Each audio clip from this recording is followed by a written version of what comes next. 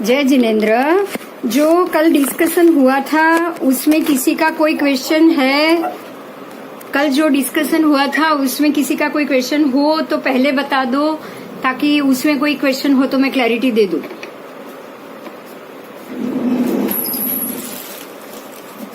जो आत्मा के प्रदेश, असंख्यात प्रदेश और अनंत द्रव्य, आत्मद्रव्य अनंत द्रव्य, इस बात की मैं थोड़ी सी क्लैरिटी दे दूं नीता जी। मैंने कौन से संदर्भ में आत्मद्रव्य को अनंत कहा है वो समझना जरूरी है। मैंने कल आत्मद्रव्य को अनंत कहा था, वो द्रव्य से अनंत है। आत्मद्रव्य मतलब जीवास्तिकाय द्रव्य से अनंत है, इसीलिए मैंने आत्मद्रव्य को अनंत शब्द कहा था। उसके प्रदेश असंख्यात है, उसके जो प्रदेश है वो असंख्यात है।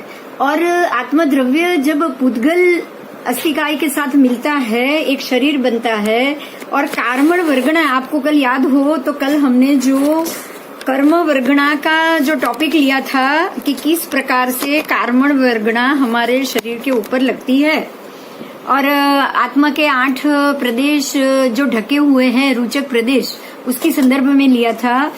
तो कार्मण वर्गणा की अपेक्षा से, क्योंकि वर्गणा सारी पुद्गलास्तिकाय है, तो वर्गणा की अपेक्षा से आत्मा के असंख्यात प्रदेश पर अनंतानंत कार्मण वर्गणा लगती है।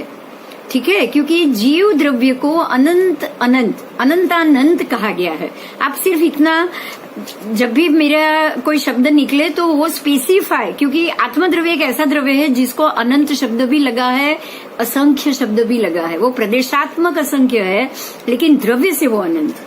तो शायद शब्द में आ जाए तो उसके कौन से संदर्भ में उसको लेना है, उस पर आप जरूर फोकस करिएगा। अब आगे कोई क्वेश्चन हो तो बोल दीजिएगा, और कोई लास्ट क्लास का तो ठीक है, नहीं तो फिर मैं आगे अपना जो आगे का आज का जो लेसन है वो शुरू करें। कोई मैटर हो तो आप बीच में मुझे बता दीजिएगा, ठीक है। अभी हम जा रहे हैं, कल जो टॉपिक लिया था वो आगे ले जाएंगे, और कल का टॉपिक था अष्ट कृष्ण राजी। अब हम देव विमानों के वैमानिक निकाय के जो भी देव विमान है उसके प्रतरों की और विमान, देवलोक के विमानों की अंदरूनी व्यवस्था में जा रहे हैं।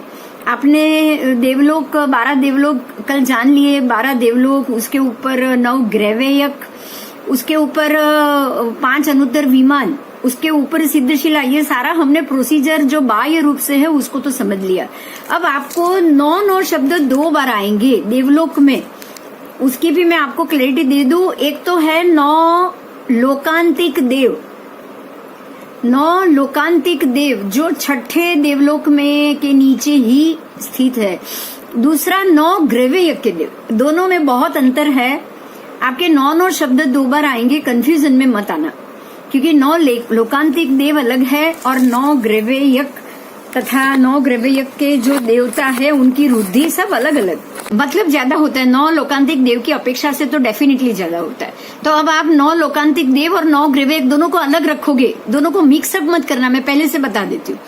ओके, तो हम अभी आगे जा रहे हैं 9 लोकांतिक देव और उनकी स्थिति जानने के लिए। तो उनकी स्थिति जानने से पहले हमें अष्टकृष्ण राजी जानना बहुत जरूरी, क्योंकि 9 लोकांतिक देवों का जो विमान है वो उनकी स्थिति कहाँ है, तो वो अष्टकृष्ण राजी उससे संबंधित है। तो सबसे पहले हम अष्टकृष्ण राजी को समझ लेंगे। प्रेजेंटेशन में मैं जा रही हूँ, नहीं दिखे तो जरूर बताना।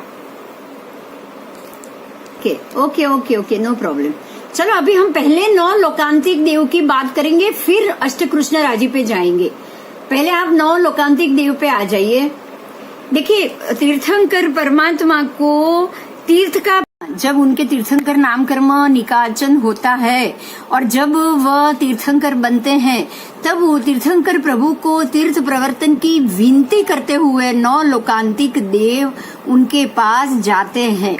आपको ये स्नात्र में आता है, लोकांतिक वचने करी, ऐसे शब्द हमारी जो स्नात्र की जो स्तुति है ना, कड़ी है ना, उसमें ये शब्द आता है, लोकांतिक वचने करी, बोले कर जोड़ी। तो लोकांतिक देव प्रभु परमात्मा तीर्थंकर परमात्मा के पास जाते हैं और तीर्थ प्रवर्तन की विनती करते हैं। तो वो कौन से 9 लोकांतिक देव है, क्या है, उसके बारे में अभी हम जानेंगे। अष्ट कृष्ण राजी है, उसमें ये 9 लोकांतिक, देखिए ये अष्ट कृष्ण राजी का पिक्चर है। अब आपको ये पता चल गया अष्ट कृष्ण राजी में 9 लोकांतिक देव के विमान है। अब आप देखिए यहाँ आपको विमान भी मिलेंगे, 1 2 3 4 5 6 7 8 और 9 मिले। अष्ट कृष्ण राजी और लोकांतिक देव दोनों में थोड़ा थोड़ा जाएंगे ना, तो ही आपको ये पूरी बात समझ में आएगी। दिखते हैं बस, तो ये जो 9 लोकांतिक विमान है, वो आजू बाजू काली पट्टी आपको दिखाई दे रही है, वो है अष्ट कृष्ण राजी। अब दोनों को हमको साथ में समझना है, इसलिए आपको दोनों पाठ में एक एक लाइन में आपको 1 बाय 1 लेके जाऊंगी। ये अष्ट कृष्ण राजी है, मैं गिनती करती हूँ, ध्यान से कर्सर घूमेगा, देखना। ये एक कृष्ण राजी जो आड़ी है, अष्टकोण की है, ये है ऐसी लंबी। ये दूसरी देखो, ये त्रिकोण और ये लंबी, यहाँ से जॉइंट है। उसके बाद ये भी लंबी और ये यहाँ से जॉइंट है। अब आओ, ये लंबी और त्रिकोण जॉइंट है और ये लंबी और जॉइंट। तो ये 1 2 3 4 5 6 7 8 8 कृष्ण राजी है और उसके बीच में 9 लोकांतिक देव के 9 विमान। ये 9 के 9 विमान में लोकांतिक देव स्थित होते हैं। क्लैरिटी मिल गई। कृष्ण राजी, अब अष्ट कृष्ण राजी है क्या? तो अष्ट कृष्ण राजी का वर्णन किया है रिष्ट नाम के प्रतर में। ये जो अष्ट कृष्ण राजी और 9 विमान है ना, वो प्रतर मतलब फ्लोर, जो मैंने आपको पहले समझाया था। ऐसे जो फ्लोर होते हैं, हर एक देवलोक के में आपको फ्लोर मिलेंगे, हर एक देवलोक के अलग अलग फ्लोर मिलेंगे, वो भी टॉपिक आएगा। लेकिन अभी ये टॉपिक में अभी हम तीसरा टॉपिक बीच में नहीं डाल रहे, नहीं तो आप कंफ्यूज हो जाओगे। बस रिष्ट नाम का प्रतर इतना याद रखना है। तो रिष्ट नाम के प्रतर में तमस्काय आकर रुकता है, वहां पे तमस्काय है। रिष्ट नाम के प्रतर में तमस्काय है, वो भी आएगा। तमस्काय का डिटेल भी जब आएगा तब पढ़ेंगे। अभी ये सेंटेंस को आपको यहीं पे ही छोड़ देना है। उस प्रतर के रिष्ट नामक इंद्रक विमान, वो जो रिष्ट नामक प्रतर है उसमें रिष्ट नामक इंद्रक विमान है, ठीक है। वो चारों तरफ से पृथ्वी रूप के परिणाम होने से, ये इंद्रक विमान के चारों ओर पृथ्वी रूप का परिणाम है। पृथ्वी रूप मतलब पृथ्वी काय, वो एकेंद्रीय पृथ्वी का जीवों का वहां पर परिणाम माना है। होने से जीव के पुद्गल वाली, मतलब जो पुद्गलास्तिका है, पुद्गल मतलब का शरीर, जीव का शरीर, ठीक है, जो हम पृथ्वी काय बोलते हैं, वही 2 कृष्ण राजी है। तो ये कृष्ण राजी पृथ्वी काय शरीर का जीव है। कृष्ण राजी पृथ्वी काय शरीर का जीव है। और वो कहाँ है? तो इंद्रक नामक, रिष्ट नामक इंद्रक विमान के चारों ओर पृथ्वी काय के परिणाम वाली 2 कृष्ण राजी है, जो कि जातिमान अंजन रत्न, उसकी जाति कौन सी है? तो वो एकेंद्रीय तो है ही, लेकिन पृथ्वी काय होने से अंजन रत्न, अंजन मतलब जो आप मेष आंचते हैं ना, काला, अंजन का मतलब ही हो जाता है गाढ़ काला, काला रत्न, बिल्कुल काले रंग की रत्न, इसीलिए कि वो पृथ्वी का है। पृथ्वी काय को रत्न ही माना है, हर एक पृथ्वी काय को रत्न माना है। जैसे आप ये स्टोन वोन सब पहनते हैं ना, ये जैसे हाथ में सब अंगूठी पहनते हैं, वो भी पृथ्वी का है, वो भी रत्न है। तो हर एक रत्न परिणामी जो भी जीव का पुद्गल होगा उसको आप पृथ्वी काय मानोगे। तो अंजन रत्न समान गाढ़ कृष्ण वर्ण के पृथ्वी काय के एकेंद्रीय जीवों का परिणाम ये अष्ट कृष्ण राजी बताई गई है। इस तरह से पूर्व दिशा में अंदर 2 कृष्ण राजी, दक्षिण उत्तर में लंबी कृष्ण राजी, पूर्व पश्चिम में चौड़ी। ये जो पूर्व दिशा में जो 2 कृष्ण राजी है ना, वो उत्तर दक्षिण लंबी और पूर्व पश्चिम चौड़ी। देखो, आ जाओ वापस उसमें आ जाओ, पिक्चर में आ जाओ।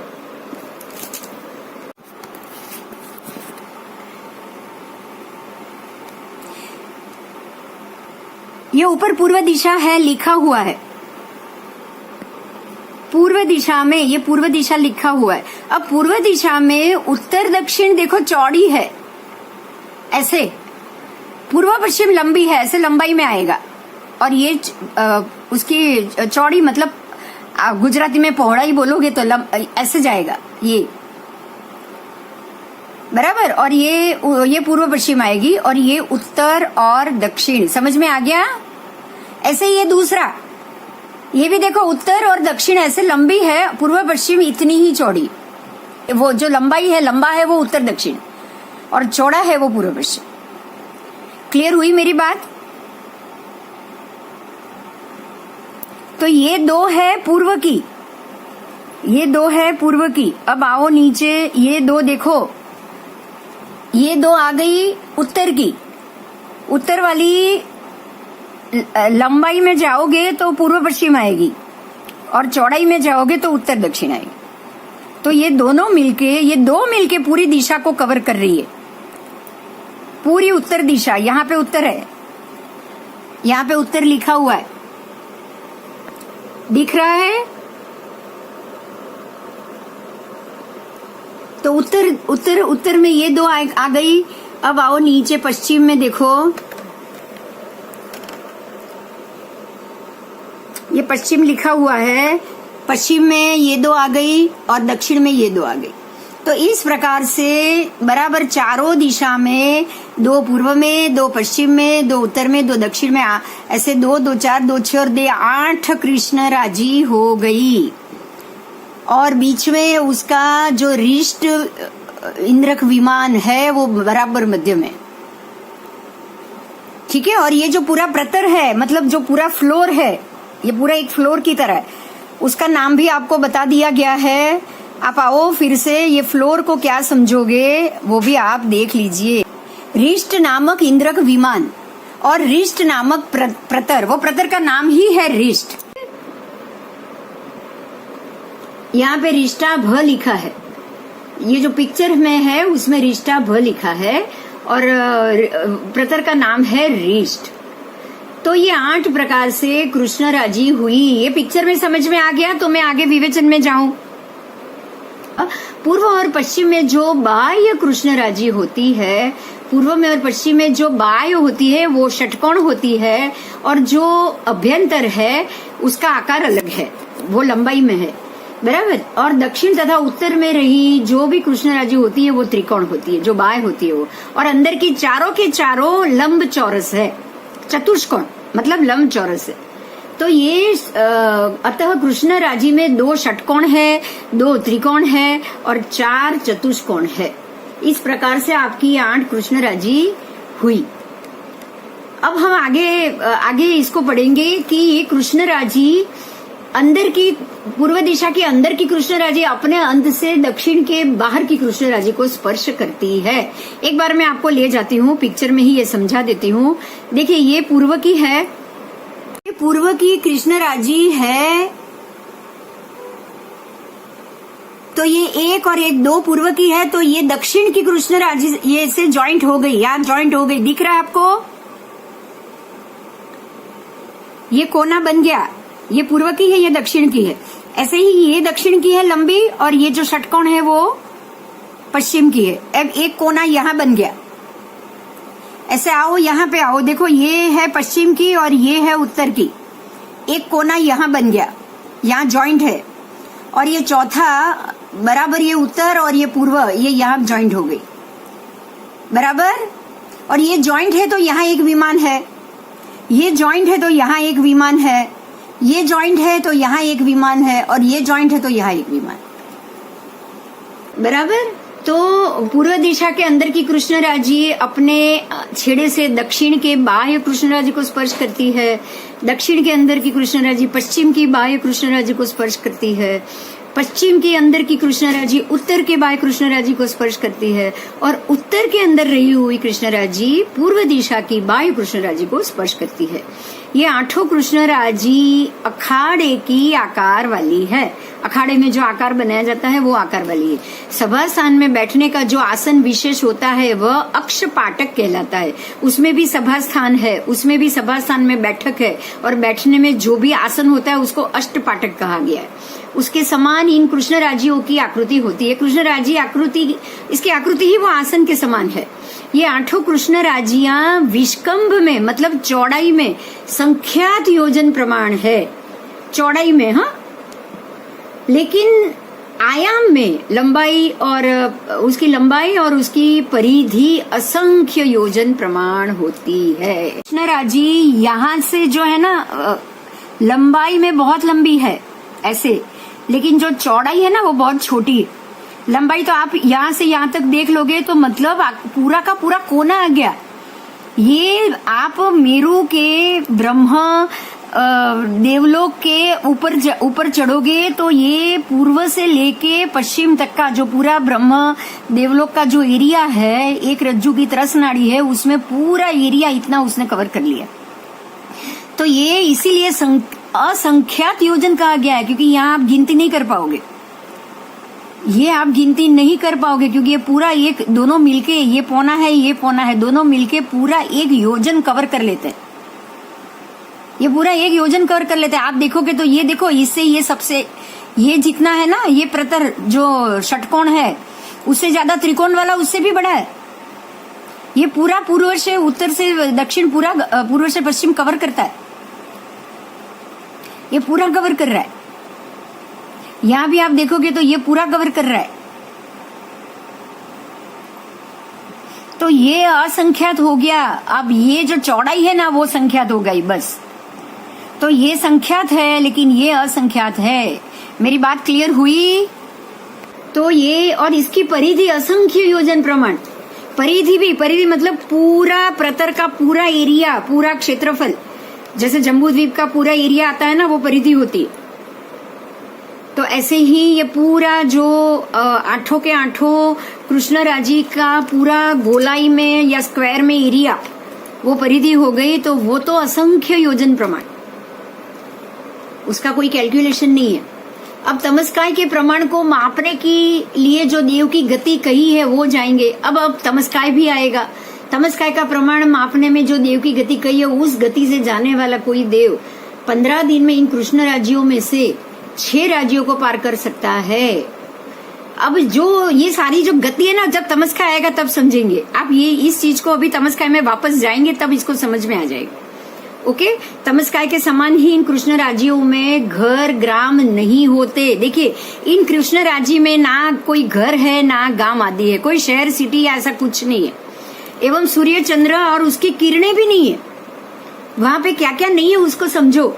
वहां पे सूर्य चंद्र और उसके किरण भी नहीं है, इसीलिए वो कृष्ण राज्य है, इसलिए वो गाढ़ा अंधेरा है, वो भी नहीं होते। यहाँ मेघ वृष्टि गर्जना विद्युत आदि तमस्काय के समान है, परंतु वह देवकृत होता है। अब आपको ये दोनों में ये चीज समझनी है कि तमस्काय जब आएगा और अभी जो कृष्ण राज्य चल रही है, दोनों में सूर्य चंद्र और उसके किरण आदि नहीं है, उसमें गांव नगर भी नहीं है, पर वहां मेघ है। तो मेघ लाता कौन है? देव आकर मेघ बरसा जाते हैं। वृष्टि मेघ देव आकर कर लेते हैं। गर्जना बिजली, विद्युत मतलब बिजली, वो भी देवादि देव दो आएंगे। और मतलब देव को जब भी वृष्टि करने का या मेघ बरसाने का या गर्जना करने का मन होता है तो वो तमस्काय में और कृष्ण राज्य में जाके बहुत ही धूम मचा लेते हैं, मस्ती तूफान या जो भी उनको अपनी मर्जी के हिसाब से बर्तन करना है, जैसे ही करना है वो जाकर तमस्काय में और कृष्ण राज्य में जाकर कराते हैं। तो ये सारा देवकृत है। अब आओ आगे, ये देवकृत है पर नाग कुमार या असुर कुमार कृत नहीं होता। ये सारा आपको समझना है। अब नाग कुमार क्या है, असुर कुमार क्या है, ये सारा अब आएगा, आगे आएगा। ठीक है, तो ये देवकृत है। नाग कुमार और असुर कुमार भवनपति देव है, और भवनपति देव यहाँ आके वैमानिक देव के कृष्ण राज्य में आके कोई भी उत्पात नहीं मचा सकते। ओके, ये वैमानिक देव का एरिया है। इसीलिए भगवती सूत्र की टीका में कहा है कि नाग कुमार और असुर कुमारों का वहां गमन करना अभाव होता है। तो जो मेघ लाने वाले भवनपति देव मेघ कुमार है, लेकिन वो मेघ कुमार जो मेघ लाने वाले देव है ना, वो यहाँ आके मेघ नहीं बरसाते। यहाँ वैमानिक देवों का अगर मन किया तो बारिश या बरसात करने का मन किया तो वो तमस्काय और कृष्ण राज्य में जाके मेघ बरसा कर आ जाते।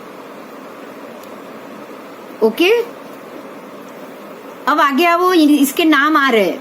अष्टकृष्ण राज्य के नाम है, सबके नाम है। श्याम पुद्गल की श्रेणी में होने से इनका पहला पहला नाम ही इनका कृष्णराजी, बराबर। फिर उसके जो काले बादल की रेखा समान है इसलिए उसको मेघराजी भी कहा जाता है। ये अष्टकृष्ण राजी के ही अलग अलग नाम है, बाकी आठों के नाम अलग अलग आएंगे, आठों के जो विमान है सबके नाम अलग अलग आएंगे। अब तीसरा चौथा क्या है, तो छठी सातवीं मगा और माघवती नरक के समान अंधकार है। यहाँ पे बिल्कुल अंधेरा है, मगा और माघवती नरक के समान गाढ़ अंधकार होने से इसका नाम मगा और माघवती भी कहा गया है।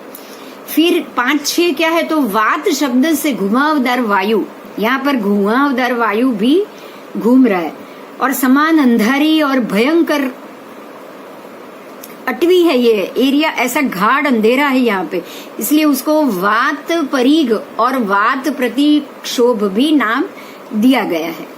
अब आगे और 2 नाम है इसी तरह देवों को भी होने से, इस तरह देवों को भी होने से देव परिघ और देव प्रतिक्षोभ भी इसको कहा गया है। ठीक है, जो नाम उसके 8 अलग अलग प्रकार के नाम उसको जो विशेषण के रूप में दिए गए हैं वो सभी देवों के दिए हुए होने के कारण ही उनको ये नाम दिए गए, बराबर। अब जो 9 लोकांतिक देव और अब लोकांतिक देव और कृष्ण राजी का क्या संबंध है वो हम जानेंगे। आपने अभी तो सिर्फ कृष्ण राजी के मामले में जाना, अब लोकांतिक देव और कृष्ण राजी का क्या संबंध है वो जानेंगे। अब इस कृष्ण राजी में 8 प्रतर में, कृष्ण राजी के आपने 8 प्रतर देख लिए, उस 8 प्रतर में 9 लोकांतिक देव विमान है। उसमें अभ्यंतर पूर्व और उत्तर दिशा की कृष्ण राजी के बीच में अत्यंत तेजस्वी अर्ची नामक प्रकाशमय विमान है। पूर्व दिशा के ही बाय और अभ्यंतर कृष्ण राजी के बीच में अर्ची माली नामक विमान है। ये अर्ची माली आप एक बार ही मैं पढ़ लेती हूँ, उसके बाद आपको पिक्चर में बताऊंगी। उसके बाद पूर्व और दक्षिण दिशा के अभ्यंतर कृष्ण राजी के बीच में वैरोचन नाम का विमान है। दक्षिण दिशा के बाय और अभ्यंतर कृष्ण राजी के बीच में चौथा प्रभंकर नाम का विमान है। दक्षिण और पश्चिम दिशा के अभ्यंतर कृष्ण राजी के बीच में चंद्राभ नाम का विमान है। पश्चिम और के बाय और अभ्यंतर पश्चिम में ही बराबर मध्य में सूर्याभ नाम का विमान है। और पश्चिम और उत्तर दिशा के अभ्यंतर कृष्ण राजी के बीच में शुक्राभ नाम का विमान, 7वां विमान।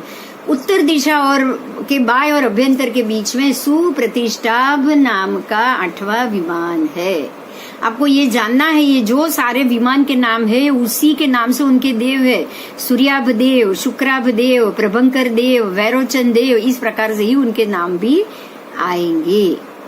ठीक है, तो ये सारे विमान के नाम आ गए। सर्वकृष्ण राजी के मध्य भाग में 9वां रिष्ट नाम के देव है, विमान है, और वो देव का नाम है रिष्टाभ देव। ये सारा सर्वज्ञ जिनेश्वर परमात्मा ने कहा है। अब हम एक बार ये देख ले नाम सब में। पूर्व दिशा में आपको अर्ची माली जो 2 नंबर वाले मिले ना, देखो पूर्व में ही मध्य में अर्ची माली, बराबर।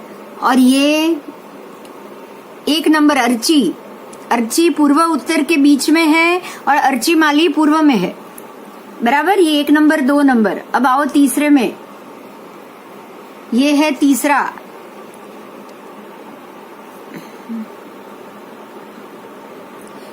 है वैरोचन,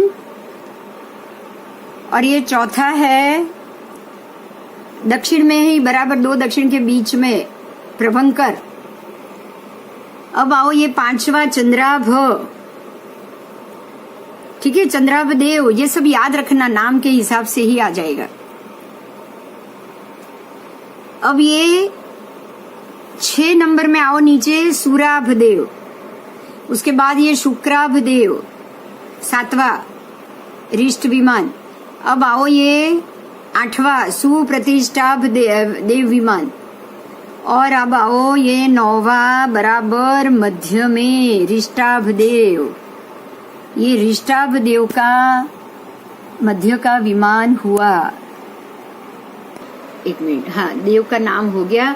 अब यहाँ जो 9 लोकांतिक देव है, कृष्ण राजी और 9 लोकांतिक देव, उन दोनों को आप अभी इकट्ठा करो। कृष्ण राजी के 8 प्रतर में 9 लोकांतिक देव विमान है।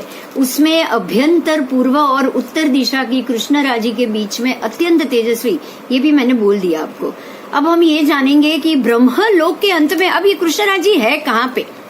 आपने पूरा वो अष्ट का एक प्रतर में जान लिया, तो ये है कहाँ? तो ब्रह्मलोक के अंत में रहने वाले होने से ये विमान ब्रह्मलोक, जो हमारा जो छठा देवलोक है ब्रह्मलोक उसके अंत में है। 6 खत्म होने के बाद अंत में रहने वाले होने से ये विमान लोकांतिक कहलाते हैं। बराबर, इसका नाम ही लोकांतिक है।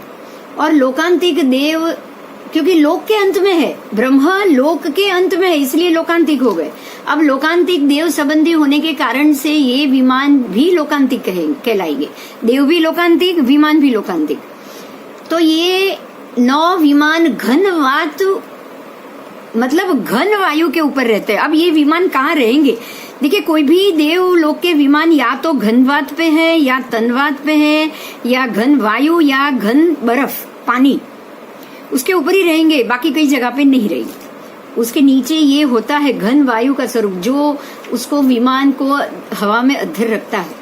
यह विमान एक पंक्ति में नहीं है, नहीं होने से इन विमानों का संस्थान भी एक समान नहीं है। ये पंक्तिबद्ध नहीं है, इसलिए उनका संस्थान भी एक समान नहीं। इन विमानों से लोक का अंत असंख्य हजार योजन के बाद आता है। बराबर, ये ब्रह्म लोक के अंत में, मतलब आपको समझ में आ रहा है ब्रह्म? मैं एक बार ले जाऊं आपको।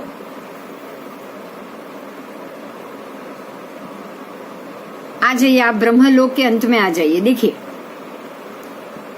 ये है ब्रह्म लोक, ये है हमारा ब्रह्म देवलोक। कि यहाँ ये लोक के अंत में, ये देवलोक के कोने में जाएगा। लोक का अंत और देवलोक, यहाँ से यहाँ आएगा, यहाँ से यहाँ आएगा, और यहाँ से यहाँ आएगा। और एक विमान ये कोने में है, 2 विमान ये कोने में, 2 विमान ये कोने में, 2 विमान बराबर दिशा के ये कोने में, और 2 विमान यहाँ पे, और बराबर मध्य में, उसके भी जो मध्य में है वो आएगा इनका विमान। तो ये सारा एक फ्लोर की तरह आएगा, फ्लोर की तरह ब्रह्म देवलोक के अंदर। बराबर, चलो, ब्रह्म देवलोक खत्म होने के बाद है, हाँ, मध्य में नहीं है। मैं फिर से बोल देती हूँ, पढ़ लेती हूँ, समझ में आ गया? मैं पिक्चर चेंज करूँ? लोक के बराबर बॉर्डर पे अंत में होने, लोकांत की तरफ होने वाले से ही इसको लोकांतिक विमान भी कहा गया है, और लोकांतिक देव भी, क्योंकि देव वहीं पे ही रहते हैं तो उनको भी लोकांतिक ही कहा जाएगा। ओके, अब 9 विमान के अंदर अनुक्रम से अब 9 लोकांतिक देव गण के नाम दिए गए। जो देव गण है ना, उनके नाम दिए गए। सुनिए, पहले में अनुक्रम से सारस्वत देवगण, फिर आदित्य देवगण, फिर वहनी देवगण, उसके बाद वरुण देवगण, गर्दतोय देवगण, तुषित देवगण, अव्याबाद देवगण, आग्नेय देवगण और रीष्ट नामक 9 लोकांतिक देवगण का वास है। अपने आचार के अनुसार ये सारस्वत आदि सर्व लोकांतिक देवता स्वयं संबुद्ध है। एक बात ध्यान रखना, स्वयं संबुद्ध है। उनको हर एक चीज की बुद्धि या हर एक चीज अपने आप उनको जानकारी मिल जाती, अपने आप स्वयं संबुद्ध है वो। ऐसे परमात्मा के दीक्षा का अवसर जानकर, जैसे उनको लगे कि ये परमात्मा का दीक्षा का अवसर आ गया है, वो स्वयं संबुद्ध होने से उनको मालूम पड़ जाता है, और सारे 9 लोकांतिक देव इकट्ठे होकर परमात्मा के पास जाते हैं और उनसे ये विनती करते हैं कि भगवान, आपके दीक्षा का समय हो चुका है। समझ में आ रही है मेरी बात? ऐसे ही जब वो तीर्थंकर परमात्मा को केवल ज्ञान हो जाए तो ये 9 लोकांतिक देव उनके पास जाएंगे और उनसे प्रार्थना करेंगे कि भगवान, आपका समवसरण रचने का वक्त हो चुका है। ठीक है, तो परमात्मा को जब दीक्षा का अवसर हो जाए तो सांवत्सरिक दान देने की इच्छा वाले बनते हैं, और श्रीमद अरिहंत परमात्मा के चरण कमल में दीक्षा के 1 वर्ष पहले अपने विमान से उतरकर, भगवान की जब दीक्षा होने का समय है ना, बराबर उससे 1 साल पहले वो विमान से नीचे उतरकर आ जाएंगे, धरती पे आ जाएंगे, उत्साह पूर्वक परिवार सहित।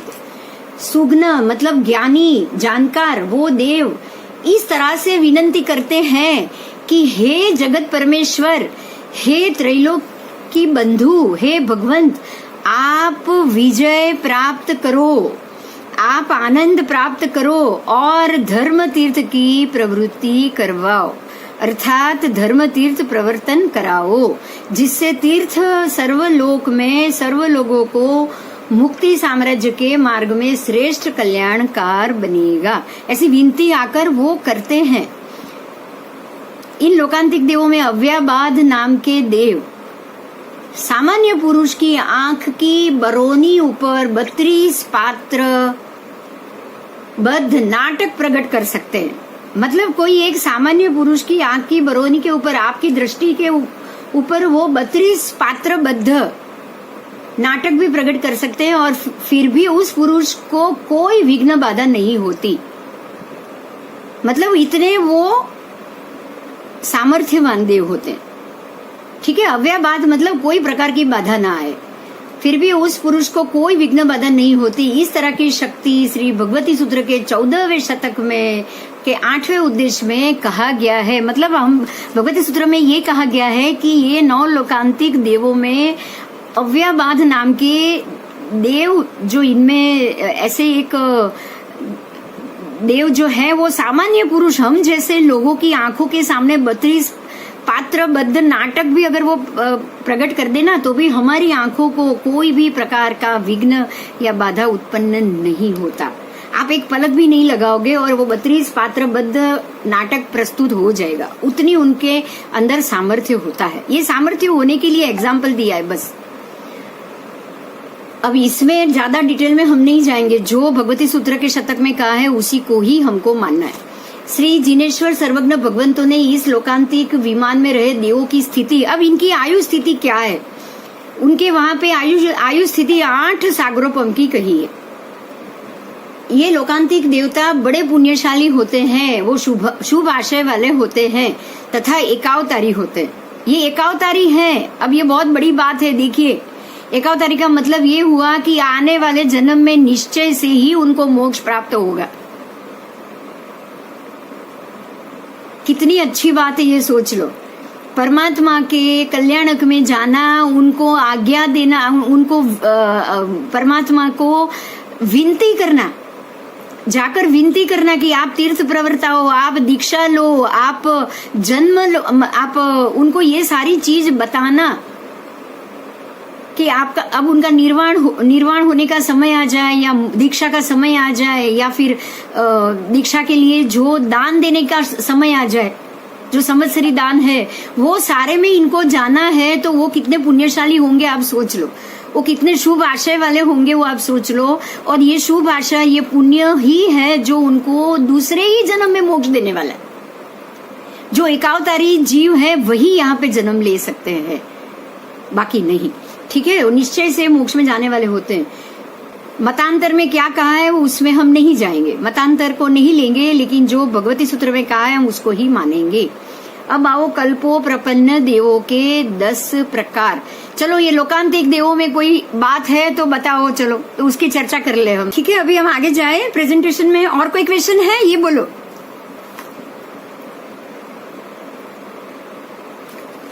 कुछ बाकी बात में ना समझ में आया हो तो बताओ।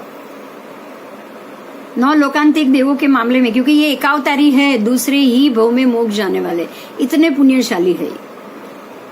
तो देव की योनि में अगर आपको पता हो और वहां पे अगर आपका जाना हो गया तो कितनी खुशी होगी, सोच लो, है ना।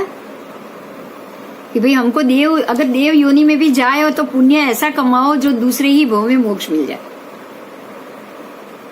चलो, अभी हम ये आगे जाएंगे। अब कल्पो प्रपन्न देवों के 10 प्रकार। अब आप, ये तो लोकांतिक देव आ गए, धीरे धीरे एक देवों के मामले में हम जानेंगे। कल्पातीत देवलोक के मामले में अभी नहीं आया, आपने लोकांतिक को अलग करके देखा है, क्योंकि कल्पो प्रपन्न जो व्यवस्था है, जो व्यवहार व्यवस्था है, जो देवों को आपको आकर अलग अलग क्रिया करनी है, वो देवों के मामले में हम जानेंगे। जहां पर स्वामी सेवक का व्यवहार है, जो हमारे लास्ट क्लास में इस मामले में चर्चा हुई थी, तो ये स्वामी सेवक देवों के 10 प्रकार बताए गए हैं। आओ अभी उनके 10 प्रकार में हम जाएं। मैं शुरू करती हूँ पढ़ना।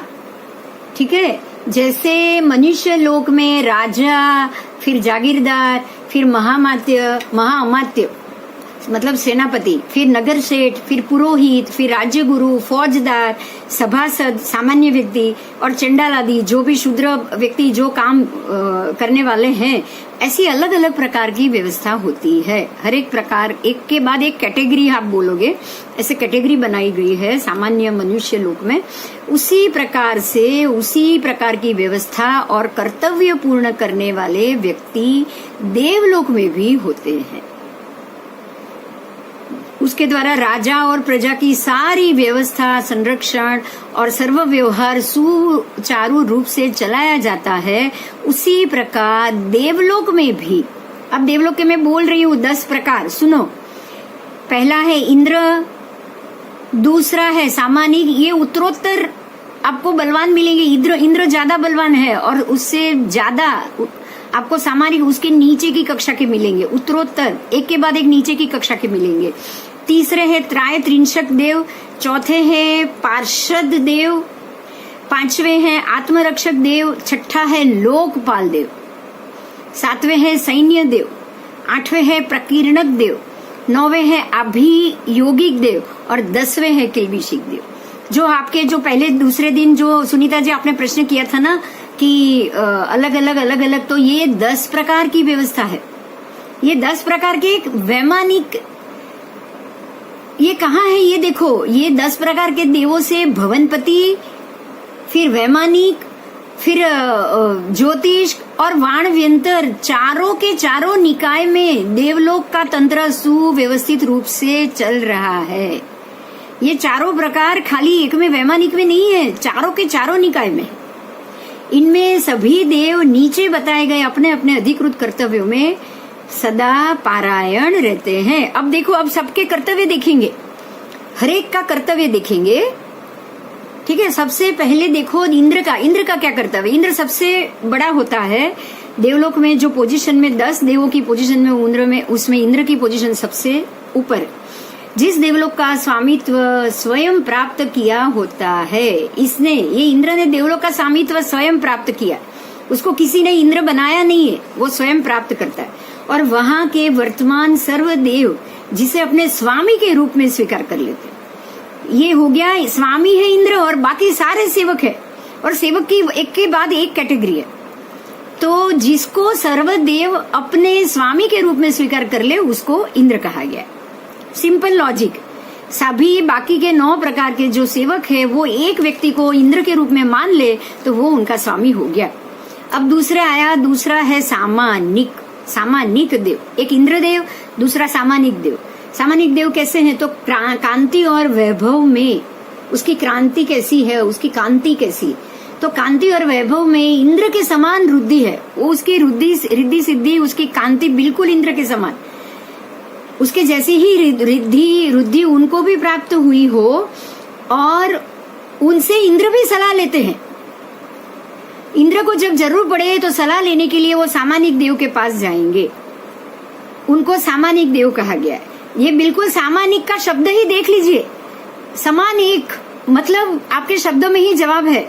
इंद्र है स्वामी और सामानिक है बिल्कुल समान इंद्र जैसे ही समान रिद्धि, इंद्र जैसे ही समान वैभव, इंद्र जैसी ही समान बुद्धि। इसलिए कुछ भी हो तो इंद्र अपने कोई भी काम की सलाह लेनी हो सामानिक के पास जाएंगे, लेकिन फिर भी ये देव इंद्र के समान रिद्धि वाले होने के बावजूद इंद्र को ही अपना स्वामी मानेंगे। यहाँ हमारे जैसा नहीं है बिल्कुल मिसबिहेवियर या ऐसा कुछ भी कि जाओ हम बड़ों को बड़ा नहीं मानेंगे, यहाँ नहीं चलता है, यहाँ ऐसा नहीं चलता है। तो चाहे वो इंद्र के समान रिद्धि सिद्धि वैभव कांति सब में समान है, लेकिन फिर भी वो इंद्र को ही अपना स्वामी मानते हैं।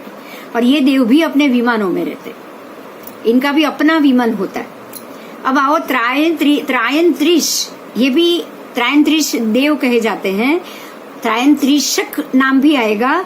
एक इंद्र की अपेक्षा के रूप में इनको जाना गया है, मतलब जिनकी 33 की ही संख्या होती है। ये त्रायंत्रिशक देव 33 होते, 33 त्रायंत्रिशक देव जो इंद्र के स्वामित्व के विमान देवादि सबकी चिंता करने वाले हैं।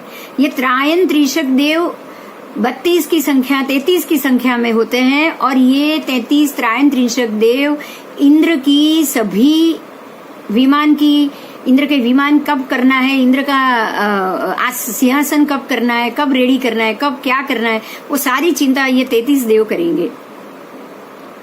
ठीक है, एक इंद्र के 33 त्रायन त्रिंशक देव होंगे। इन देवों के भी स्वतंत्र विमान, अब उनके भी स्वतंत्र विमान। जैसे ये क्या हो गया पता है, एक टाटा के जो जमशेद जी टाटा हैं, उनके जो सलाहकार हैं वो भी बराबर उनके जैसे ही विमान और घर लेकर बैठेंगे, और उनके जो सेवा 33 उनके जो सेवक होते हैं ना, वो 33 भी अपनी अपनी गाड़ियां और अपने अपने विमान लेकर घूमेंगे। ऐसा यहाँ पे रजवाड़ा है, उनके भी स्वतंत्र विमान। अब आओ पार्षद देव, पार्षदा में बैठने योग्य, इंद्र के मित्र समान देव, उसको पार्षद देव कहा गया। ये सारे इंद्र के मित्र समान है। यह पार्षदा अर्थात 3 प्रकार की होती है सभा। ये पार्षदा या सभा देवलोक में 3 प्रकार की सभा मिलेगी। अब देखो मैं याद करा दूं, हमारी जो कल बात हुई थी, जो जन गामिनी सुने पार्षदा बार, वो जो हम माता मरुदेवी का नंद स्तवन है ना, उसमें बोलते हैं त्रिगड़े बैसी धर्म कहंता सुने पार्षदा बार। जैसे देवलोक में 3 प्रकार की पार्षदा है, वैसे तीर्थंकर परमात्मा जब त्रिघड़ के ऊपर बैठकर, समवसरण के त्रिघड़े पर बैठकर वो जब भी अपनी वाणी सुनाएंगे, तब 12 पार्षदा लगेगी। वहां पे 12 सभा होती है। देवलोक में 3 सभा होती है। ये सब चीज याद रखना बहुत महत्व की बात है।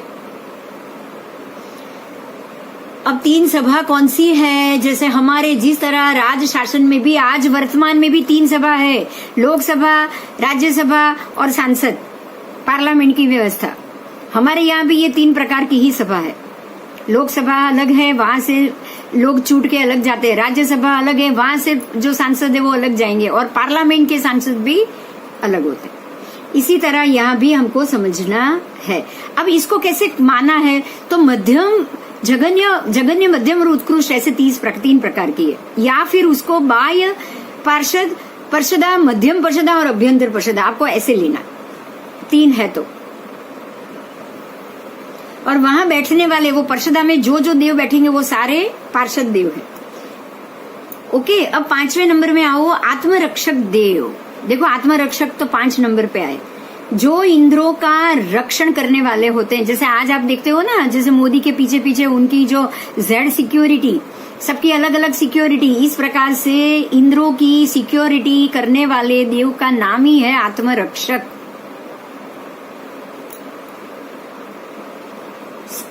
अर्थात इंद्र स्वयं शक्ति संपन्न है, लेकिन फिर भी आत्मरक्षक देव, वो इंद्र निर्भय होकर घूमेंगे क्योंकि आत्मरक्षक उसकी रक्षा करेंगे। फिर भी ये आत्मरक्षक देव अपने आचार का पालन करने के लिए हमेशा शस्त्र, बख्तर आदि से सज्ज रहकर इंद्र के साथ हमेशा खड़े रहते हैं, जिन्हें देखते ही शत्रु त्रस्त हो जाते हैं। अब उनका रूप ही ऐसा है कि शत्रु इंद्र को तो छोड़ो, वो बाकी के आत्मरक्षक देवों को देख के ही भाग जाते हैं। उनको आत्मरक्षक देव कहा गया है। अब 6ठे नंबर पे आ गए लोकपाल देव। इंद्र महाराजा की आज्ञा के अनुसार निश्चित विभाग का रक्षण करने वाले, निश्चित विभाग का रक्षण करने वाले और चोरी जारी आदि करने वाले देवों को यथा योग्य दंड देने वाले लोकपाल। क्योंकि लोक मतलब प्रजापाल, लोकपाल का मतलब आएगा प्रजापाल। अब इंद्र महाराज तो प्रजा की तरफ जाएंगे नहीं, उनके जो बाकी के लोग, जो उनके जो महल में जो सेवक आदि जो बाकी लोग रहते हैं, वो लोग भी तो देवी हो गए। यहाँ कोई आदमी लोग, हम आपके जैसे लोग नहीं रहते, मनुष्य नहीं मिलेंगे वहां। लोकपाल का मतलब ऐसा मत समझ लेना कि यहाँ पे मनुष्य की बस्ती होगी, नहीं, वहां पे जो सामान्य कक्षा के देव हैं, वो देव को ही उनकी रक्षा करने वाले, उनमें से कोई चोरी करके भाग जाए, या फिर ये जो चमरेंद्र आदि जो चमर जाति और जो निम्न जाति के भवनपति या किलबिषक देव आकर वहां से कोई चोरी करके भाग जाए, या ऐसा कुछ भी वाण व्यंतर आकर कोई यहाँ का तंत्र बिगाड़ जाए, तो उनको यथा योग्य दंड देने की सजा करने का काम लोकपाल देव करें। अथवा तो मनुष्य लोक में जाके कुछ उनको, जैसे परमात्मा की जो जन्म व्यवस्था है, जन्म के समय देवता सब नीचे आते हैं, तो लोकपाल देव वहां पे नीचे पृथ्वी पर आके, भूमि पे आके, जन्मभूमि पर आकर जो आसपास के लोगों को अवसर्पिणी अवस्रापिणी निंद्रा में लगाना है, सबको सुला देना है, या आजू बाजू के लोग की जो वहां के जो मनुष्यों की जो व्यवस्था करनी है, वो व्यवस्था भी ये लोग करते हैं। आगे आओ। जिसे मनुष्य लोक में जैसे पुलिस होती है, उपमा है, ऐसे ही यहाँ पे लोकपाल देव होते। अब अनिक देव, अब अनिक जाति, अनिकाधिपति जो शब्द मैंने आपको बोला था वो है अनिकाधिपति। अब जो आएंगे वो अनिकाधिपति। अनिक का मतलब है सैन्य, और सैन्य का अधिपति है, मत का मतलब है सेनापति, बराबर, सैन्याधिपति। तो ये अनिक का मतलब ही है सैन्य रूप। हाथी, घोड़ा, रथ, महिष मतलब पाड़ा, भैंसा, पैदल, गंधर्व आदि नाटक 7 प्रकार की सैन्य दल की आवश्यकता पड़ती है। यहाँ पे ये 7 प्रकार के सैन्य दल है। हाथी, घोड़ा, रथ, महिष, भैंसा, पैदल सैन्य और गंधर्व सैन्य और नाटक आदि करने वाले सैन्य। ये 7 प्रकार की उनको सैन्य मतलब टीम, देवों की टीम। ये भी देवों की टीम है। यहाँ पर कोई मनुष्य नहीं है ऐसे, या प्राणी नहीं है। हाथी घोड़ा भी हाथी घोड़ा नहीं है, हाथी घोड़ा के चेहरे वाले देव है। उनका चेहरा ही हाथी का है, उनका चेहरा ही घोड़े का है। उस 7 प्रकार के सैन्य दल की आवश्यकता होने पर वैक्रीय शक्ति द्वारा, मतलब वो वैक्रीय रूप ले लेंगे, ऐसा वो वैक्रीय रूप लेकर ऐसे 2 हाथी या घोड़ा या ऐसा बन जाएंगे। तो वैक्रीय रूप द्वारा रचकर सैन्य का काम करने वाले अनिक देव कहे जाते हैं। अब आओ 8 नंबर पे प्रकीर्णक देव। अब प्रकीर्णक को आपको समझना है कि प्रकीर्णक क्या है। तो मनुष्य लोक में नागरिक लोग के समान, जैसे हम लोगों में नागरिक है ना, हम लोग का नागरिकत्व होता है, सामान्य व्यक्ति, बराबर उसी तरह प्रजा के समान प्रकीर्णक देखे, जो बिल्कुल सामान्य कक्षा के देव, जहाँ कोई पदवी नहीं है, इनको कोई पदवी नहीं। आगे के जो अनिकाधिपति या जो लोकपाल या जो आत्मरक्षक, ऐसी कोई पदवी इनके पास नहीं है। ऐसे देवों को प्रकीर्णक देव कहा गया। अब आओ अभियोगिक। प्रकीर्णक है सामान्य व्यक्ति, अभियोगिक नौकर क्लास आ गया। अभियोगिक देव नौकर क्लास आ गया। जैसे हमारे में है ना, देखिए जैसे बड़ा प्रधान बन गए, बड़ा प्रधान के बाद आप बड़ा प्रधान इंद्र बन गए। अब उनके नीचे नीचे नीचे नीचे आप उनके जो मित्र मंडल है, जो जिसको अध्यक्ष या जिसको ऐसी ऐसी पदवी दी जाती है, वो उनके मित्र मंडल बन गए। फिर वहां पे जैसे सुप्रीम कोर्ट है, वो न्याय लोकपाल बन गए। उसके बाद जैसे ये पार्लियामेंट और वो सांसद बन गए, जो परिषदा आई वो सांसद और पार्लियामेंट वो भी बराबर परिषदा की तरह ही 1 लाइन 2 लाइन 3 लाइन रो में बैठते हैं। फिर आत्मरक्षक बन गए, जो उनके पीछे पीछे जो जेड सिक्योरिटी है वो आत्मरक्षक बन गए। उसके बाद लोकपाल बन गए, मतलब लोगों की तरफ, जैसे नगर सेवक, जैसे इलेक्शन होता है ना, आप नगर सेवक चुनते हो चुटनी में, वो लोकपाल बन गए बिल्कुल। फिर ऐसे ही अनिकाधिपति बन गए, मतलब जो नौसेना, पायदल, फिर जो मिलिट्री के ऑफिसर है वो सारे अनिकाधिपति है, अनिक देव बन गए। अब आप सामान्य नागरिक, तो हम जैसे सब जो आधार कार्ड जो जिनको दिया गया है वो सब सामान्य नागरिक बन गए। अब आप सामान्य नागरिक के घर में भी सर्वेंट है, हम सब सामान्य नागरिकत्व वाले हो गए, भारतीय हो गए। तो भारतीय में भी वो भी, उनकी भी भारतीयता तो है ही, लेकिन वो सर्वेंट आपके घर में जो काम करते हैं वो आपके सर्वेंट है। वैसे ही यहाँ जो प्रकीर्णक देव है, उनके यहाँ जो सर्वेंट है अभियोगिक, जो नौकर चाकर के योग्य के काम में लगते हैं, उनको अभियोगिक देव कहा गया। ठीक है। अब आए किल्बिषक देव। तो किल्बिषक देव मनुष्य लोक में चंडालों की तरह, जो चांडाल का काम करेंगे। आपको ये पता होगा, जो सर्वेंट है ना, हमारे घर में जो सर्वेंट है ना, उनको हम अपने जैसे ही खाना पीना, अपने घर की ही जैसे ही ओढ़ने का, घर में सोने की सब सहूलियत देंगे। लेकिन जो कचरा उठाने वाले हैं या जो दूसरे जो चांडाल, मतलब जो हल्की कक्षा के आपके जो पहले के जमाने में जो शूद्र लोग थे, या आज जो बाहर का कचरा लेने वाले हैं, या जो बाहर के जो गवर्नमेंट, जो म्यूनिसिपालिटी, जो रोड के वर्कर्स है, उनको आप घर में लाके सोने के लिए नहीं बोलोगे। जो कचरा उठाते हैं वो जब घर में आएंगे तो आप बहुत ध्यान रखोगे। जो टॉयलेट आदि जो आके साफ करके जाते हैं ना, उनको आप अपने घर के नौकर की तरह ट्रीट नहीं करोगे, आप उनको उनसे भी नीचे की कक्षा में रखोगे। तो बिल्कुल इसी तरह जो अभियोगिक देव है उनसे भी निचली कक्षा, वो हो गया किल्बिषक देव। ठीक है, तो ये 10 प्रकार की देव की व्यवस्था आपको बिल्कुल अपने घर से लेके जाना है। अपने घर के कचरा उठाने वाली व्यक्ति से लेके बड़ा प्रधान तक पूरी 10 ग्रेडेशन में देवलोक में भी 10 व्यवस्था माननी है। ओके, आगे जाऊं? कोई क्वेश्चन है तो बोल देना, अभी ही बोल दो कोई क्वेश्चन है तो। ये 10 में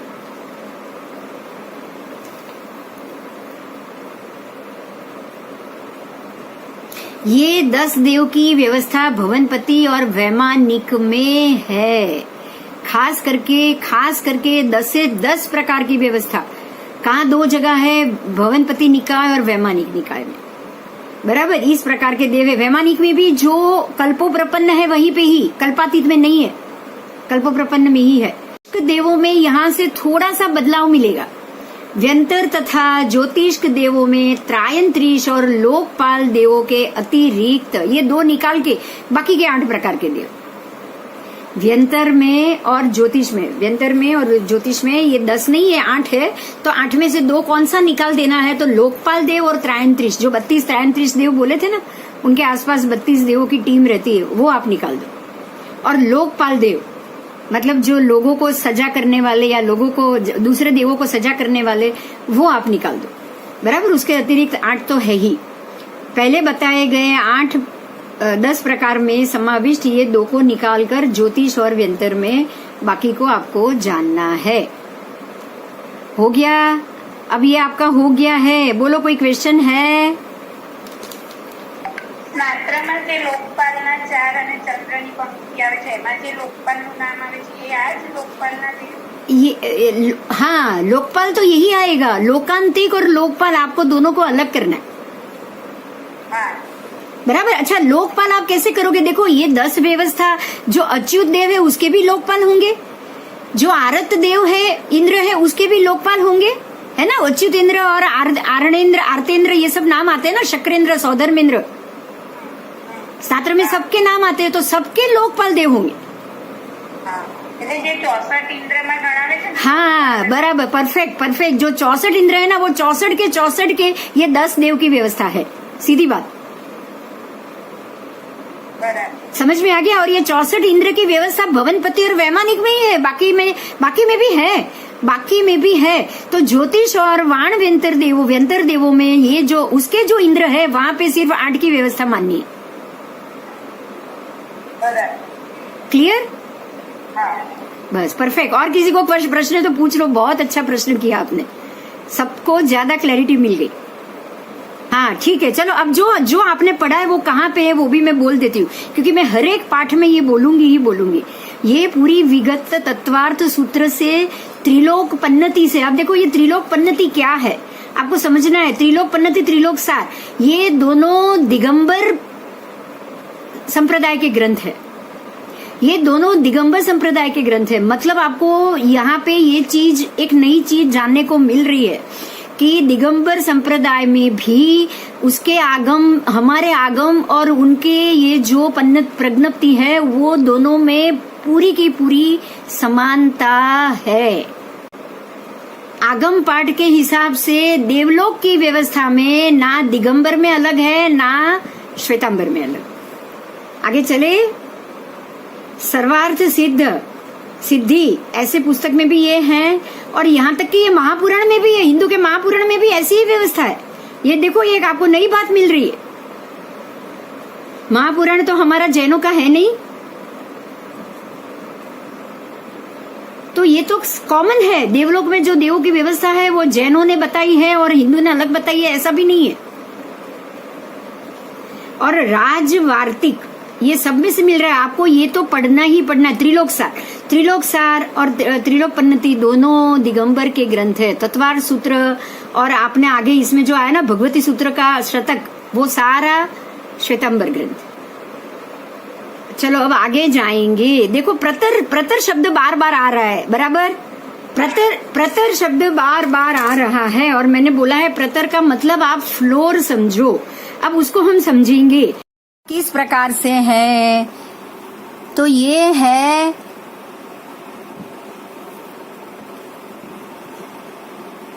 पुष्पावकीर्ण विमान। ये जो सारे ये दो है ना, उसमें पुष्पावकीर्ण विमान है, वो आएगा, विमान के नाम आएंगे ना तब हम पढ़ेंगे। ये कोने में जो है वो पुष्पावकीर्ण विमान है और ये बाकी जो आप प्लस देख रहे हो ना, प्लस साइन, ये सारे विमान है बराबर इस प्रकार से। और ये बीच में भी छोटे छोटे विमान है। ये जो लंबी ऐसी लंबी दो लाइन है ना, उसको पुष्पावकीर्ण विमान बोला गया है। मैं घुमाती हूँ, ये 1, ये 2, ये 3, ये 4, ये 5, 6, 7, 8, 9, 10 ऐसे जाएगा ना। जो देखो पूरी दो लाइन दिख रही है आपको सेंटर में, उसको पुष्पावकीर्ण विमान कहा गया। और बाकी देखो ये बीच में भी सारे विमान विमान ही है, ये सारे विमान विमान। समझ में आ गया? ये व्यवस्था हम समझेंगे। ये पहला फ्लोर है, पहले फ्लोर के इतना फ्लैट है। आपको फ्लैट समझ में आ रहा है? एक एक फ्लैट हमारा, और ये पहला फ्लोर, ऐसे 13 फ्लोर। ये पहला और दूसरा आपको इस प्रकार से 13 प्रतर है। उसमें एक एक प्रतर में इस प्रकार से देव विमान मिलेगा। ये देवलोक के बराबर 13 प्रतरों की व्यवस्था है। हाँ, सौधर्मेंद्र और ईशान, सौधर्म और ईशान पहले और दूसरे देवलोक की 13 प्रतर बताए गए हैं। बाकी सारे प्रतरों का अलग अलग डिस्क्रिप्शन हर एक देवलोक में अलग अलग संख्या आएगी और वो जैसे जैसे आएगी आपको बता दी जाएगी बराबर। वो पूरा लिस्ट आएगा। अभी हम ये जाने ये प्रतर है क्या, आपको ये जानना है प्रतर है क्या। तो प्रतर क्या है? मनुष्य लोक में प्रवर्तमान घरों में 100 से ज्यादा फ्लोर के बिल्डिंग होते हैं। आपको फॉरेन में तो मिलते ही मिलते हैं। इन मंजिलों की गिनती कराने वाले तल प्रदेश से, मतलब तल प्रदेश वस्तु सीलिंग है। आपको सीलिंग से मालूम पड़ेगा ये पूरा एक फ्लोर है। ऐसे ही देवलोक में उसको प्रतर से जाना जाता है बराबर। यहाँ पे विशेष क्या जानना है कि मनुष्य लोक की जो मंजिल है वो लकड़ी आदि सामग्री से बनी हुई होती है। उसमें लकड़ी भी लगी है, उसमें या तो लोहा लगा हुआ होता है, या तो सीमेंट और लोहे के बीम होते हैं, या फिर लकड़ी के भी मकान होते हैं। फॉरेन में तो लकड़ी के भी बनते हैं। तो जबकि देवलोक में स्थित प्रतर में स्वाभाविक रूप से बिना आलम्बन के रहे हुए, आपको ये समझना है एक एक प्रतर के बीच में या वहां पे कोई ऐसा लकड़ी या ऐसी कोई चीज है ही नहीं, वो बिना आलम्बन के है। पहला प्रतर, उसके बाद जगह छोड़ के दूसरा, फिर जगह छोड़ के तीसरा। तो ये जो सारी जगह छूटी हुई ना, वो घनवात की वजह से छूटी हुई है, वायु की वजह से। एक एक वायु उसको अद्धर अद्धर पकड़ के खड़ा है। ठीक है, जैसे कैसे आप समझ लो, जैसे एक पाइप में एक आप जो स्विमिंग करने के लिए जब पानी में उतरते हो, और जो नए नए स्विमर है ना, वो एक पूरी एयरबैग फुलाएगा, एयरबैग को बांध के वो पानी में उतरेगा ताकि पानी उसको अद्धर रखे, पानी में अद्धर रखे, ऊपर की तरफ रखे। बिल्कुल ऐसे ही वो एयरबैग के जैसा ही वातावरण होता है जो 2 फ्लोर को दोनों के बीच में जगह को बनाए रखता है। ठीक है, आगे चलेंगे। देवलोक के प्रतर अलग अलग, विमान भी अलग अलग, प्रतर भी अलग, विमान भी अलग। प्रतर में भी प्रतर अलग है, एक एक फ्लोर अलग है, उसमें विमान भी अलग है। इस तरह 2 अलग अलग वस्तुएं, ऐसा आपको नहीं मानना है। आपको ये नहीं मानना है प्रतर अलग है विमान अलग। आपको ये मानना है, देखिए सुन लीजिए क्या मानना है। समग्र कल्प रूप विमान के नीचे समान सतह पर होने से इस विमान के अधस्तन तल भाग से, मतलब नीचे के भौएं तलिए से लेकर विभाग पड़ने के पाथड़े समझना। मतलब आपको क्या करना है कि ये जो विमान है ना, वो प्रतर के तल भाग में लगे हुए हैं बराबर। ऊपर खुला है, ऊपर कुछ नहीं है, लेकिन वो जमीन पे जैसे एक फ्लोर है ना, फ्लोर आप 5 माले पे रहते हो तो आपका फ्लोर जो है और घर वहीं पे है, पर आपके 2 फ्लोर के बीच में आपके घर की सीलिंग जाती है। यहाँ पे सीलिंग नहीं आएगी, बस यहाँ पे कोई सीलिंग नहीं आएगी। ठीक है, वो बीच में हवा है जो उसको अटका के रखता है। इसलिए दोनों देवलोक एक समान सतह में बिना व्याघात, मतलब उसमें बिना कोई चीज आए बगैर समान अंतर से एक एक फ्लोर इस प्रकार से संपूर्ण वलयाकार बने हुए हैं। वलयाकार मतलब एक गोलाई में बने हुए। आपने वो जो देखा ना प्रतर, वो पूरा गोल था, थाली जैसा गोल। एक थाली रखी है, फिर दूसरी थाली रखी है, फिर तीसरी थाली रखी है, ऐसे मानना है। अब आगे आओ। यह देवलोक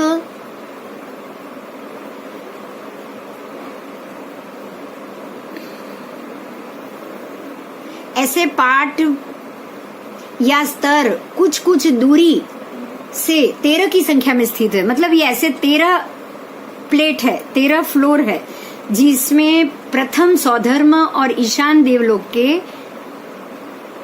मिलाकर 13 प्रदेश वलयाकार में है। इसलिए दोनों देवलोक एक समान सतह में बिना व्याघात के जुड़े हुए हैं, दोनों देवलोक। अब आओ, आप पिक्चर में आओ, फिर से पिक्चर में आ जाओ। पिक्चर में ये ज्यादा क्लियर होगा। देखो, सौधर्म और ईशान यहाँ पे बताया है। सौधर्म ईशान आपने कैसे देखा था? तो एक तरफ है सौधर्म, एक तरफ है ईशान। तो वो पूरा फ्लोर जो है ना, सौधर्म और ईशान एक फ्लोर पे है। अब आओ, वो पिक्चर में भी आओ। अब ये पिक्चर में आ जाओ पहले। ईशान एक लाइन में है, बराबर ये एक ही लाइन में, दोनों एक ही लाइन में है। दोनों के एक ही लाइन में 13 प्रतर है। इसके भी 13 फ्लोर है, इसके भी 13 फ्लोर। सौधर्म के विमान, इसके विमान, लेकिन फ्लोर एक ही आएंगे। दोनों के मिला के 13 और वो एक ही लाइन में जाएंगे। आपको ये बताया है बस। मतलब ऐसा नहीं कि पहले नीचे 13 सौधर्म का, उसके ऊपर 13 ईशान का, ऐसे नहीं जाएगा। 13 तो 26 नहीं होगा, लेकिन 13 यहाँ है तो बराबर उसी लाइन में 13 भी इसी लाइन में यहाँ ही मिलेगा। जैसे ये 13 सौधर्म में है ना, बराबर सौधर्म ईशान में भी बिल्कुल ऐसा ही दूसरा बंच आपको ईशान में भी मिले। ठीक है? अड़ी ने बनने रहा है। अड़ी ने नहीं, वो पढ़ने में आ जाएगा। आपको दोनों को एक ही लेवल पे समझना है। अभी आप उन्होंने ये बताया, मिलाकर ऐसे दोनों में 13, टोटल 13 हुआ। तो इस सौधर्म का इस तरफ और ईशान का इस तरफ। इसीलिए आपने ये पहले पढ़ा था कि सौधर्म दक्षिण में है और ईशान उत्तर में है। ये याद आ गया आपको? ये याद आ गया? हाँ, तो उत्तर में 13 और दक्षिण में 13। क्लियर हो गया अभी?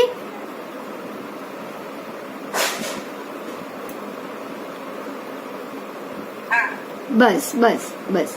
तो अब आओ,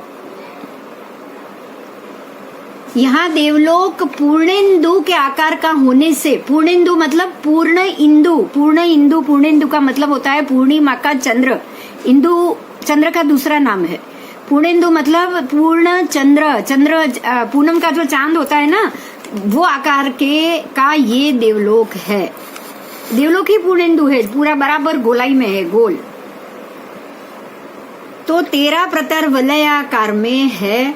और यह भी तभी लिए जा सकते हैं जब दोनों देवलोक के प्रतर साथ में गिने जाए। मतलब अगर यहाँ का एक है तो बराबर सामने का दूसरा भी एक मानना।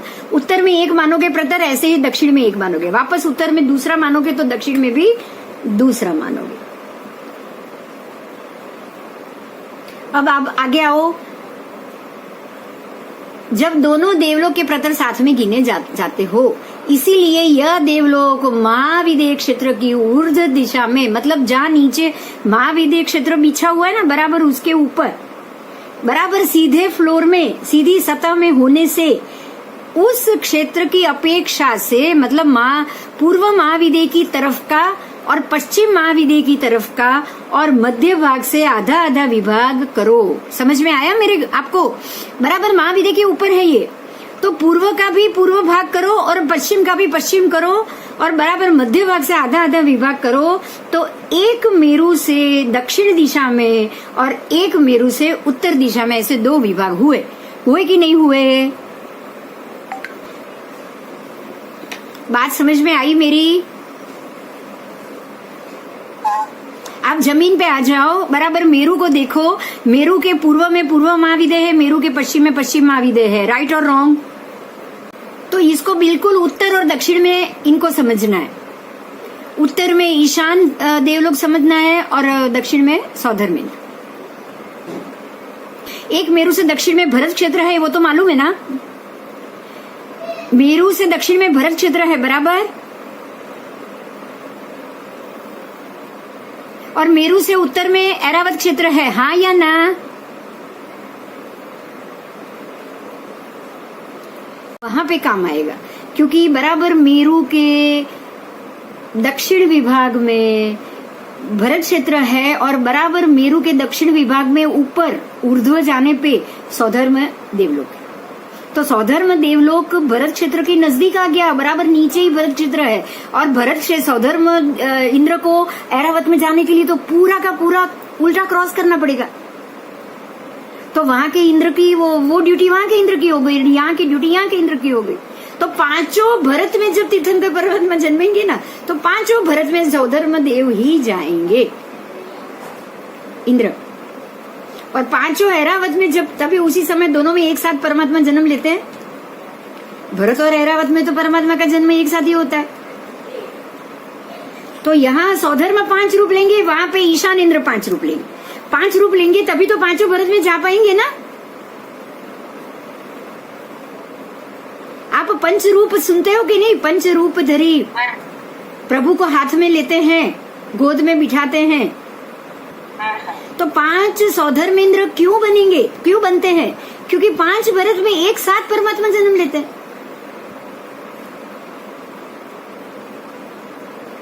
पांचों भरत में दिन तो साथ में उगता है, रात भी साथ में होती है।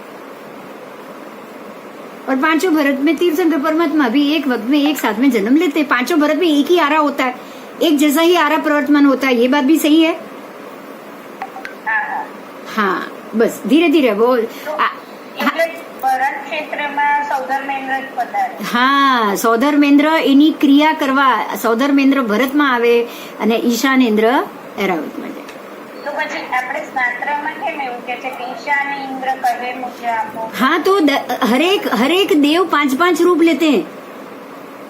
अच्छा, हरेक देव, क्योंकि ईशान अब 64 इंद्र, हरेक परमात्मा की जन्माभिषेक 64 इंद्र करेंगे। ऐसा तो होगा नहीं कि 5 यहाँ गए, पांचों में 64 डिवाइड, ये तो पॉसिबल नहीं है। એટલે ઈશાન ઇન્દ્ર પધારે તો ખરા જ। पधारे ने 64 इंद्र, 5 परमात्मा ना समय।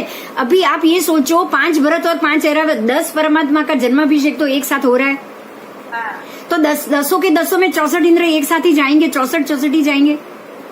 એટલે દરેક ઇન્દ્ર 10 રૂપ લે। दरेक इंद्र इतने रूप ले, तभी तो ये होगा, नहीं तो होगा कैसे?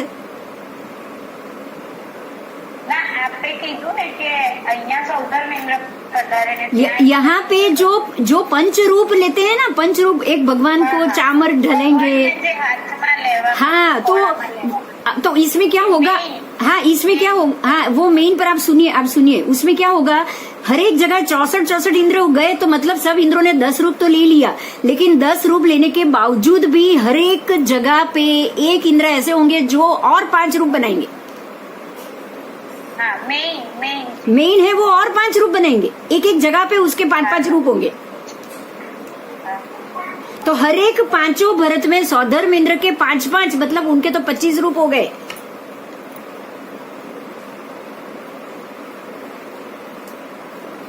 हुआ कि नहीं हुआ?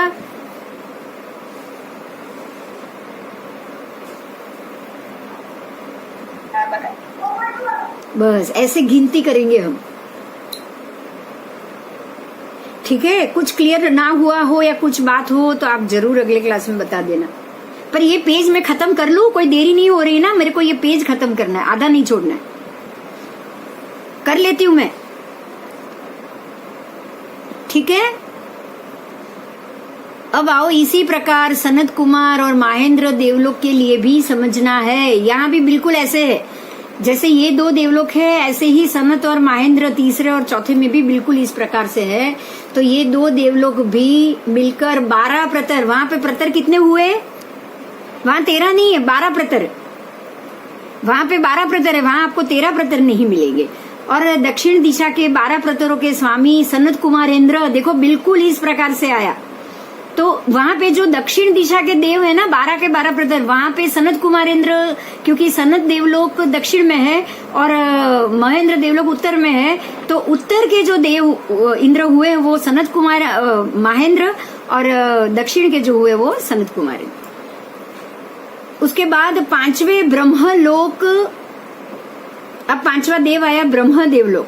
ब्रह्म देवलोक में खंड विभाग नहीं है, पांचवें देवलोक में ऐसा नहीं है। यहाँ पे 6 प्रत्यय वलयाकार में जानना है। इसी प्रकार लांतक में 5, आगे आगे आगे 12 को प्रतर गिना दिया, उसको हम खत्म करेंगे।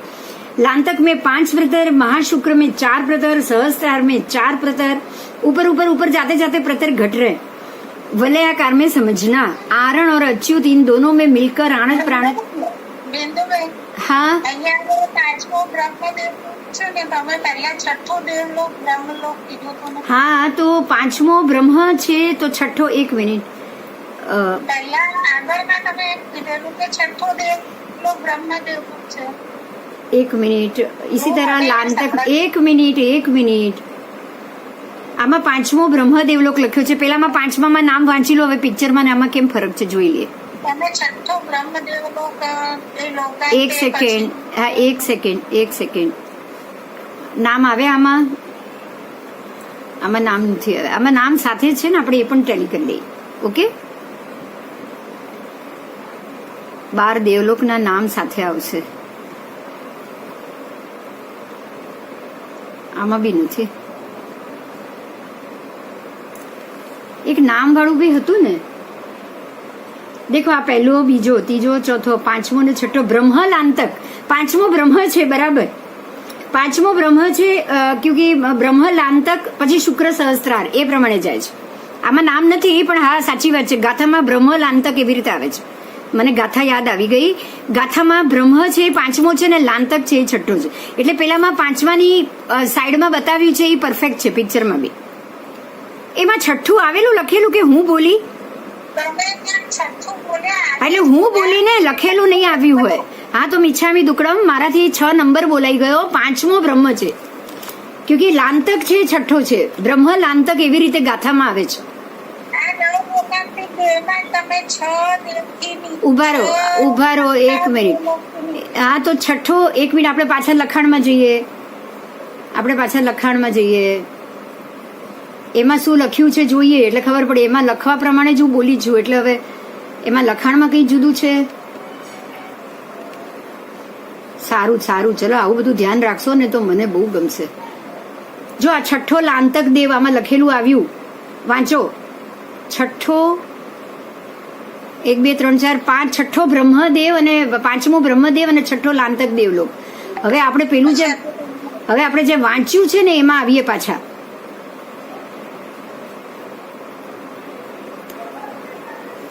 આપણે લોકાંતિકમાં વાંચ્યું, રાઈટ? હા, લોકાંતિકમાં સ્ટાર્ટિંગમાં જ કંઈક વંચાયું। હા,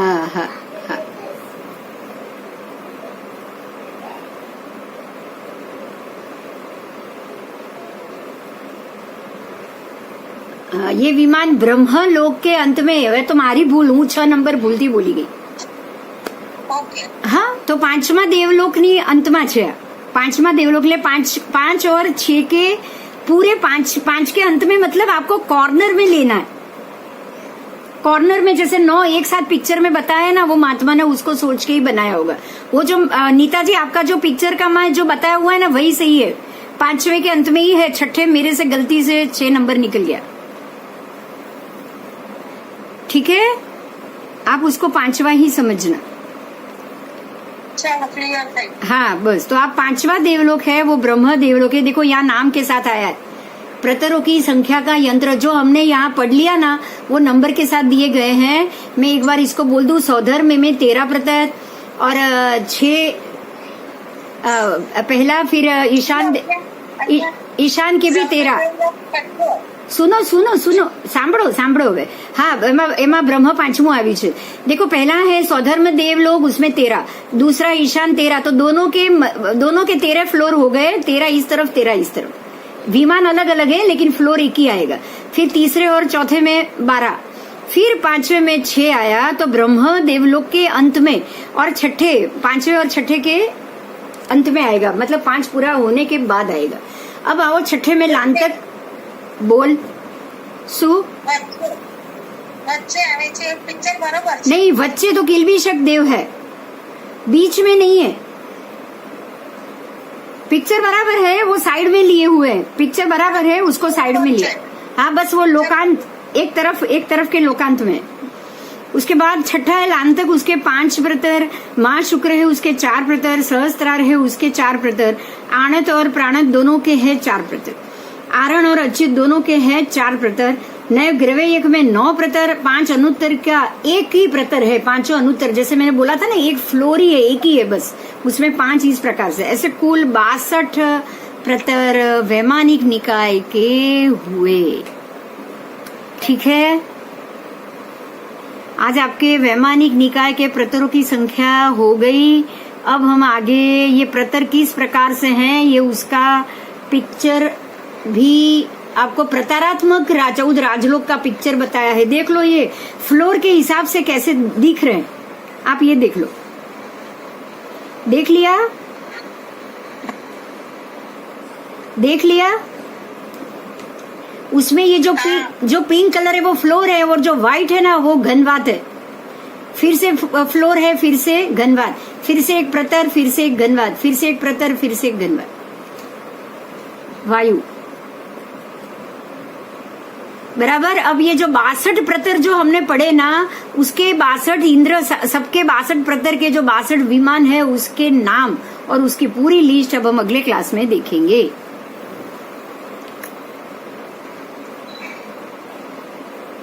ओके,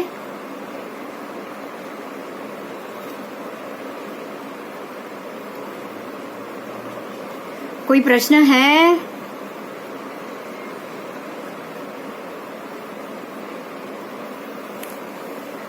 બંધ हो गया? નહીં ચાલુ છે। अच्छा, મને એમ લાગી બંધ થઈ ગયું। બોલો, કોઈ પ્રશ્ન है?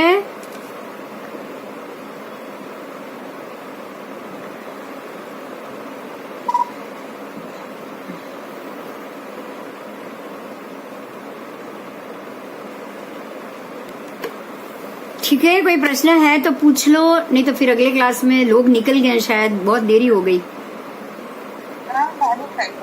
हाँ ठीक है, चलो फिर 8:45 बज गए। जय जिनेन्द्र, जय जिनेन्द्र, जय जिनेन्द्र, जय जिनेन्द्र, जय जिनेन्द्र। जय जिनेन्द्र।